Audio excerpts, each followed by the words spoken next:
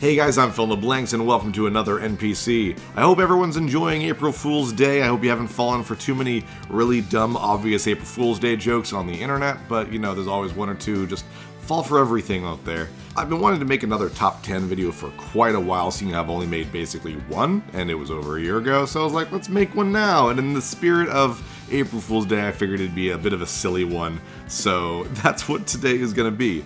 I've been playing video games since I can literally remember. We have always had a video game system in my house, and I've just always enjoyed them.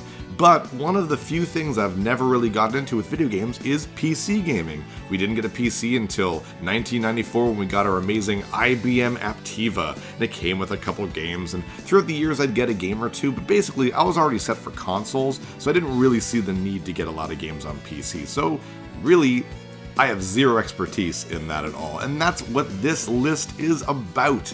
These are my top 10 favorite PC games, and I'm gonna tell you, this list was kinda hard to do because I've only played like 15 PC games. I'm not at all making that up. A lot of games on PCs are available on consoles, so if you're seeing like, hey, why isn't Doom on here, or why isn't The Elder Scrolls on here?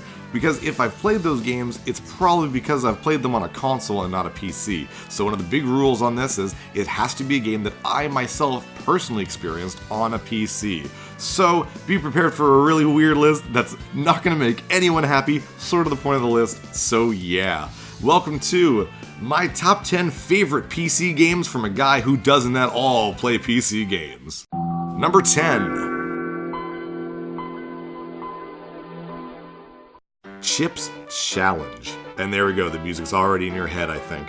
But yeah, Chips Challenge is a very simple puzzle game with very simple mechanics, with 149 levels. I've never beaten the whole thing. I think the highest I've ever gone was like level 40 or something as a kid, but my whole family loved this game. We used to play it all the time. It was one of the first games that, you know, came with our computers, so it was just easy to jump in there back when we had Windows 3.0, and we just try to go as far as we could.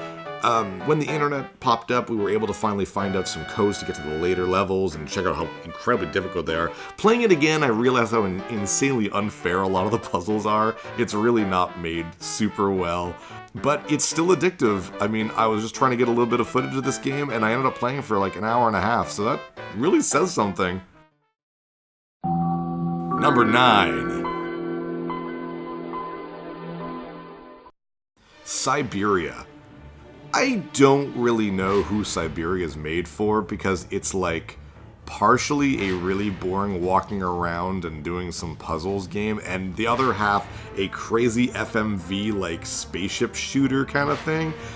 I really think this game was just basically made to show off CG graphics and FMV. It's kind of funny how incredibly different the type of gameplay is in each type of sequence. This game came with our Aptiva, and I never beat it when I was a kid, but I did finally beat it when I was like 17. We had gotten it for the PlayStation because I couldn't believe it also came out for the PlayStation, so I ended up buying that for the collection, and then just finally beat it.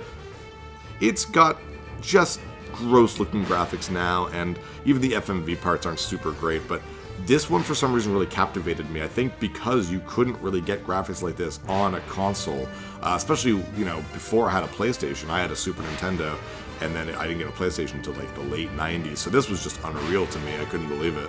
With its not super great story or voice acting, but it's sort of an intriguing jump into the mindset of the way games were made back then when CD technology really started. Number 8.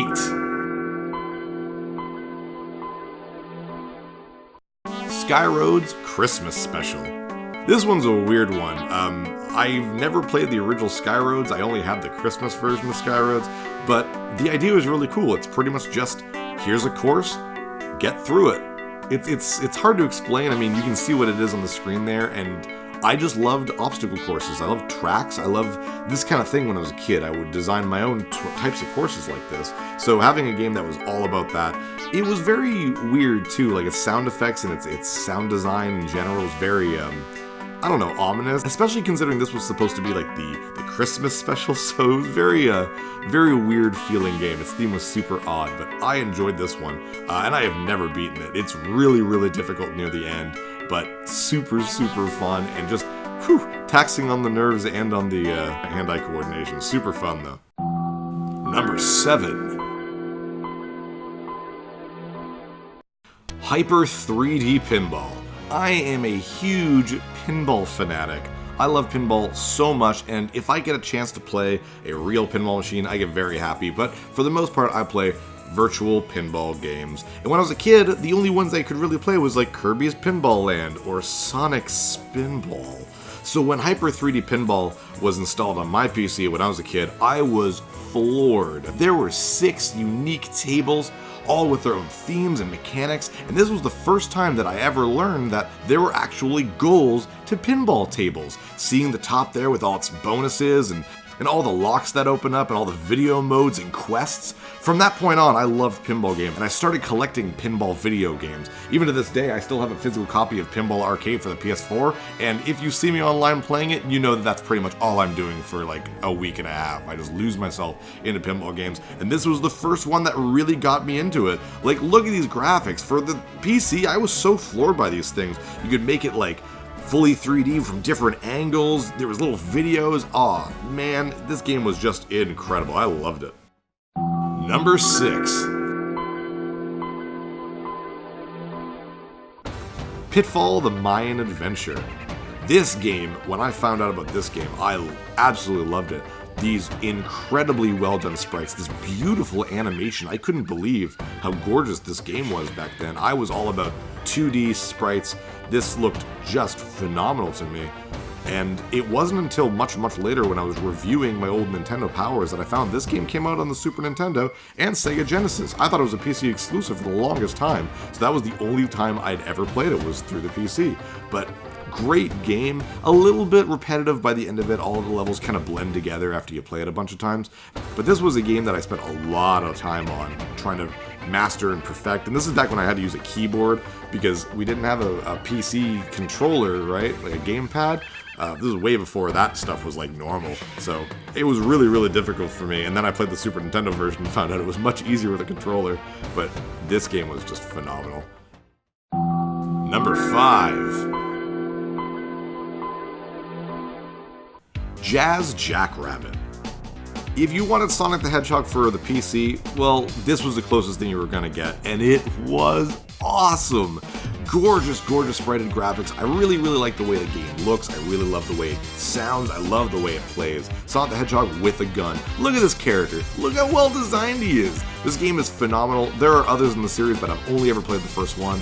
It is really great, and to be honest, I never even played the full game. It was just kind of the first few chapters. The game came out in sort of like a bunch of little chapters, so I only played a few that I had, but this game is super worth tracking down and playing now if you can. It's just a lot of fun, and I sort of wish it came back, to be honest. Number 4. Command and Conquer. Now, for a while, I was debating whether or not I should have Red Alert or the original one, but I'd say, even though Red Alert's probably the better Command & Conquer game, I have a lot more fun memories of the first one. With its great live-action cutscenes, its cheesy acting, and just great musical score. Thanks to a buddy of mine, he's the one who owned this and used to play it all the time. For a while, I just would watch him play it because I was so bad at it. But then Command & Conquer First Decade came out for PC, and that was probably the first game I'd ever fully purchased myself with my own money on a PC. In fact, it's one of the very few PC games I still actually own a physical copy of. Never got into StarCraft, never got into Warcraft, but Command & Conquer, I was all about Command & Conquer for the longest time. Number 3. Descent. For a guy who doesn't like first-person shooters, man, Descent was my PC childhood. This game was so good in fact I've already done a Let's Play of the shareware version.